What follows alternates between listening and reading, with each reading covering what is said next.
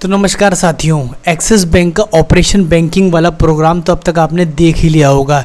इसे देख सुन और समझने के बाद मैं यहाँ पर आपके लिए एक डिटेल एनालिसिस लेकर के आया हूँ। क्या सच में ये ऑपरेशन बैंकिंग प्रोग्राम ऑपरेशन की ही जॉब है?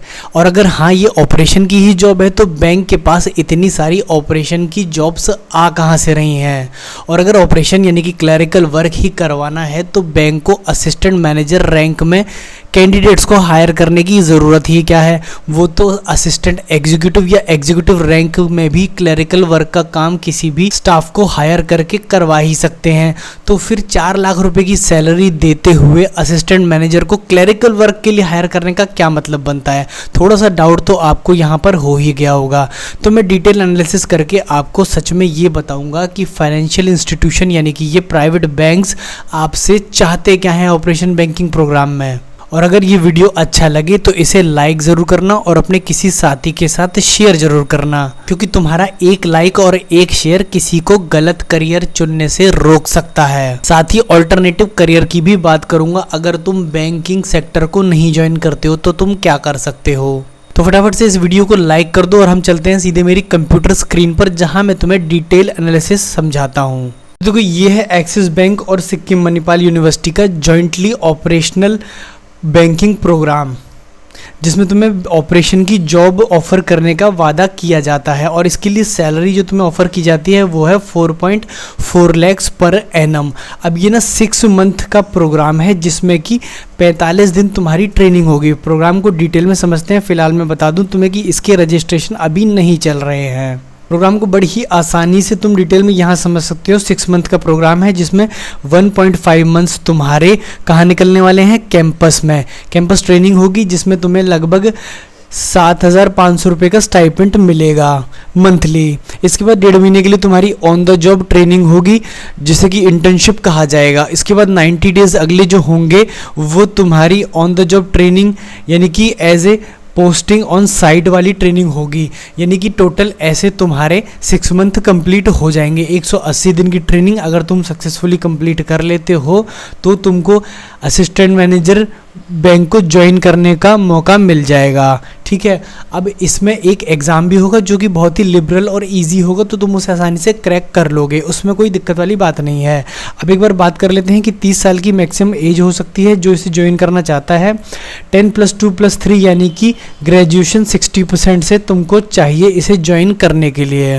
अब इस प्रोग्राम को ज्वाइन करने के लिए तुम्हें ना ऑनलाइन असेसमेंट टेस्ट देना होगा, जिसके लिए तुम्हें 99 रुपये की फ़ीस जमा करनी है। और उसके बाद तुम्हें अटेंड करना है ये ऑनलाइन असेसमेंट का टेस्ट, जिसके ना 2 लेवल है, लेवल 1 एंड लेवल 2।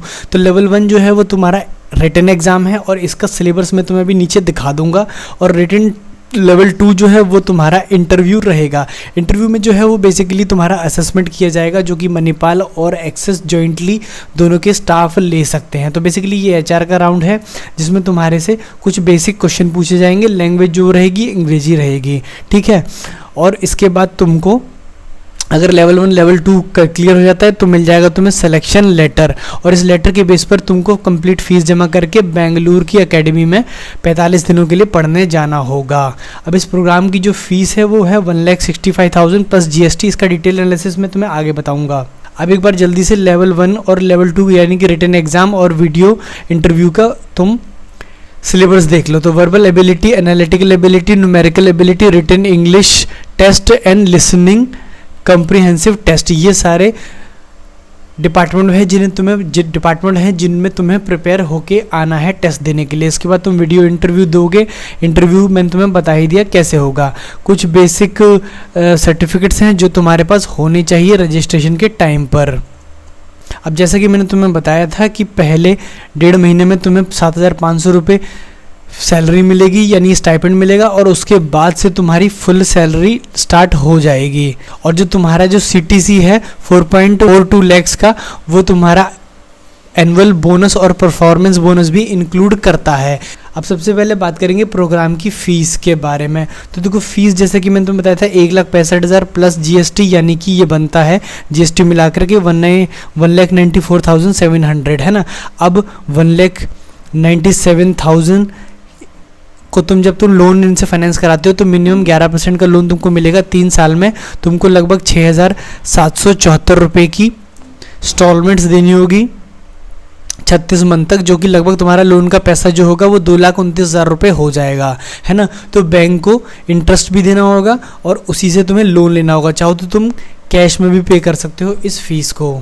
तो अब तुमने बैंक के इस प्रोग्राम को समझ लिया है। अब बारी है डिटेल एनालिसिस की, यानी कि क्या ये प्रोग्राम तुम्हें ज्वाइन करना चाहिए कि नहीं, और इसकी पूरी सच्चाई के बारे में बात करेंगे। तो सबसे पहले बात करेंगे प्राइवेट बैंक्स के बारे में। तो मैंने कहा private banks are not banks. What? जी हाँ, प्राइवेट बैंक्स बैंक नहीं है।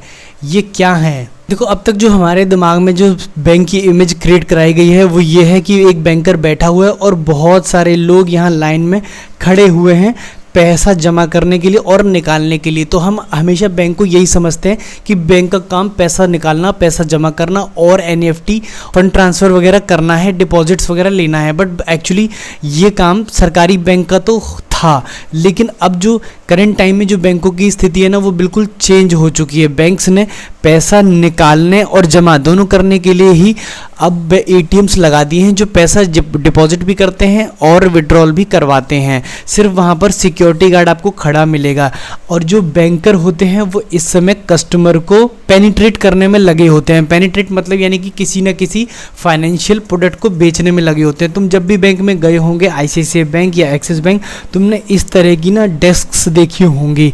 इन डेस्क पे ना कुछ सर्विस प्रोवाइडर यानी कि बैंक के एम्प्लॉय बैठे रहते हैं जो कि ना कस्टमर को सर्विसेज देते हैं। यानी कि कोई कस्टमर एनईएफटी कराने आ गया, कोई कार्ड बनवाने आ गया या किसी भी कोई काम से आ गया, तो अब ये क्या करते हैं, उसके साथ ना क्रॉस सेल करने लगते हैं। क्रॉस सेल करने लगते हैं किन चीज़ों का? फाइनेंशियल प्रोडक्ट्स का।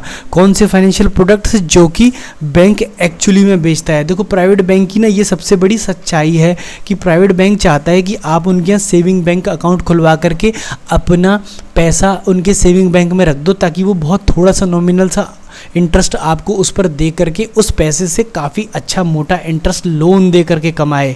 वो चाहता है कि आप अधिक से अधिक क्रेडिट कार्ड रखो और क्रेडिट कार्ड पर उसको पैसा मिले। जैसे ही आप बैंक में घुसते हो तो सबसे पहले ना आपका जो एग्जीक्यूटिव होता है या जो आपका रिप्रेजेंटेटिव होता है ना, आपको इंश्योरेंस प्रोडक्ट ऑफर करने लग जाता है ना, लोन्स ऑफर करने लग जाता है, इन्वेस्टमेंट प्लानिंग की बात करता है, आपसे पूछने लगता है कि आप अपनी सेविंग्स को कहाँ जमा करते हैं। सर एक एसआईपी कर दूं क्या? सिर्फ 3000 की एसआईपी ले लो सर 3000 की 2 एसआईपी ले लो सर, है ना। ये आपको पीछे पड़ के सर एक रिटायरमेंट प्लान ले लो सर।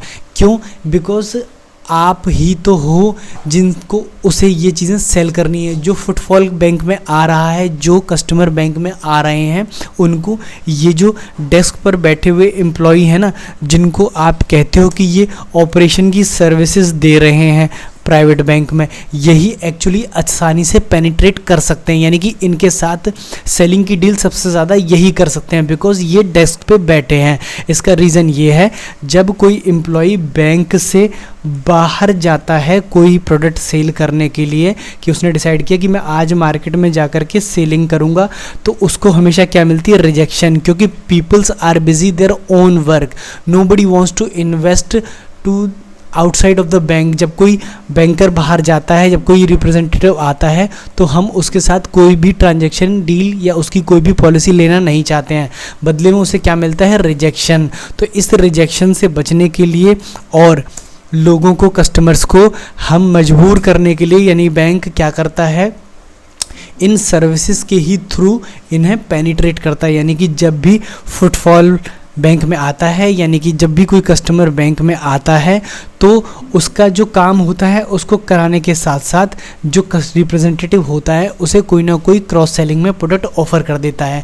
तो अब तुम मुझे बताओ कि जो ऑपरेशन वाली डेस्क पर यहाँ जो ये व्यक्ति बैठा है, इससे तुम कैसे एक्सपेक्ट नहीं कर सकते कि वो सेल्स करे? उसको करना ही पड़ेगा सेल्स। अगर वो नहीं करेगा तो फिर कस्टमर कहाँ से आएंगे बैंक को, है ना। बैंक एक फाइनेंशियल इंस्टीट्यूशन है जो कि बैंक खोल करके बैठता है ताकि उसमें कस्टमर आ सके और उन कस्टमर से वो बिज़नेस बना सके। तो तुम सोचो कि तुम सिर्फ ऑपरेशन करोगे, मैं सिर्फ चेक की क्लियरिंग करूँगा सर, मैं सिर्फ क्लियरिंग हाउस जा कर के NEFT वगैरह की जो ट्रांजेक्शन्स होंगे उनको क्लियर करूँगा सर, मैं सिर्फ सर एंट्री अप्रूव करूँगा, पास करूँगा। भाई ऐसे नहीं चलेगा, ठीक है। ये नॉलेज वाला काम नहीं है, ये सेल्स वाला भी काम है, स्पेशली इन प्राइवेट बैंक्स। हालांकि करेंटली जो गवर्नमेंट बैंक्स हैं उनमें भी टारगेट्स हाई हो चुके हैं, लेकिन मोस्टली ये खेल जो है वो प्राइवेट बैंक में ही चलता है। जब भी कोई कस्टमर आता है तो उसे पेनिट्रेट करके कोई ना कोई पॉलिसी, SIP, इंश्योरेंस कुछ भी बेच दिया जाता है और पैसे लेने देने का काम तो ऑलमोस्ट ATM से ही होने लगा है। तो ऐसे में आप कैसे एक्सपेक्ट कर सकते हो कि तुम्हें ऑपरेशन का काम मिल जाए। और आप ये चीज़ ना यहाँ रिव्यूज़ में भी देख सकते हो। मैंने ambitionbox.com से काफ़ी सारे रिव्यूज़ आपके लिए उठाए हैं, जहाँ पर मैंने प्योरली सिर्फ ऑपरेशन डिपार्टमेंट में काम करने वाले स्टाफ के ही रिव्यूज़ उठाए हैं और असिस्टेंट मैनेजर के ही रिव्यू उठाए हैं, है ना। तो अब ये लोग सब यही कह रहे हैं कि आप कितना भी अच्छा काम कर लीजिए, there is no difference between operation and sales. Being in operation role you are treated as sales BDE, business development executive. तो भैया कुछ भी कर लो, तुम्हें करना तो सेल्स पड़ेगा ही। देखो दूसरा, ये असिस्टेंट मैनेजर हैं कहाँ पर, बागड़ में, ठीक है, ऑपरेशन डिपार्टमेंट में ही काम करते हैं। और इन्होंने भी लिखा है banking in today's time where banking is the worst sector to work. क्यों? बिकॉज ये कम्प्लीटली सेल्स बन चुका है। 12 आवर्स की ड्यूटी बन चुकी है, 12 घंटे काम करना पड़ता है और 40% लोग जॉब्स छोड़ करके भाग रहे हैं। क्यों? रीज़न क्या है? Sales you do, increment and promotion all depends on sales you do, है ना। तो देखो तुम समझ रहे हो कि जॉब कंप्लीटली सेल्स की ही है। चाहे तुम ऑपरेशन डेस्क पे क्यों ना बैठो, पर सेल्स तुम्हारा टारगेट रहेगा। 12-12 घंटे लग जाएंगे इस काम को कंप्लीट करने में, और जिनका टारगेट पूरा होगा सेल्स का वही राज करेंगे। तुम ये जितने भी मैं तुम्हें ना दिखा रहा हूँ ना रिव्यू, ये सारे के सारे ऑपरेशन और असिस्टेंट मैनेजर कैटेगरी के ही हैं। Career growth and opportunity depend on how you perform, huge work pressure, 13 hours day and getting no bank holiday, Saturday off and no comp off pay on holiday, other things, working life style 13 to 12 hours working per day. अब आप देख सकते हो, है ना। और जिसके बारे में भी तुम देखोगे ना, सब यही कह रहे हैं कि 9 AM आना पड़ता है ना, लीव्स नहीं मिलती व्हेन यू लीव, और कोई टाइम नहीं है ब्रांच छोड़ने का, ठीक है। तो ये रिव्यूज़ मेरे ख्याल है काफ़ी होंगे। वैसे मैंने काफ़ी सारे और भी रिव्यू डाले हैं, तो देखो ये सारे रिव्यूज़ तुम ना आराम से पढ़ लेना। तुम ambitionbox.com पर जाना, वहाँ पर एक्सिस बैंक लिखना, एक्सिस बैंक लिखने के बाद तुमको असिस्टेंट मैनेजर सेलेक्ट करना है और डिपार्टमेंट में ऑपरेशन सेलेक्ट करना है। ये दोनों चीज़ सेलेक्ट करते ही तुम्हारे पास बहुत सारे रिव्यू आ जाएंगे, करीब 200+। तो तुम उनको ना आसानी से आराम से पढ़ लेना और उसके बाद तुम अच्छा एक डिसीजन बना सकते हो एम्प्लॉई का एक्सपीरियंस लेकर के, ठीक है।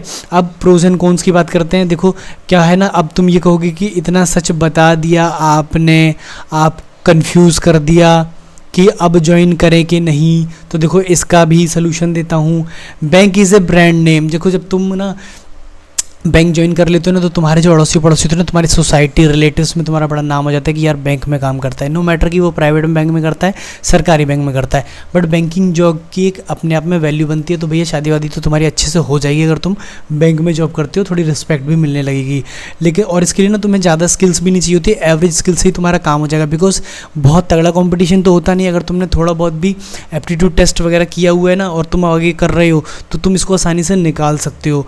कौन सी अगर बात करूँ तो देखो late night long working hours हैं, इस चीज़ का तुम्हें ध्यान रखना पड़ेगा। सेल्स का हमेशा प्रेशर रहेगा, बट तुम्हें धीरे धीरे करके आदत हो जाएगी। और not a skill life time. तुम जितने बैंक बदलोगे ना, तुम्हें उतनी बार नए प्रोडक्ट्स के बारे में सीखना समझना पड़ेगा। यहाँ पर एक और चीज़ है कि ट्रांसफरेबल भी होती है जॉब।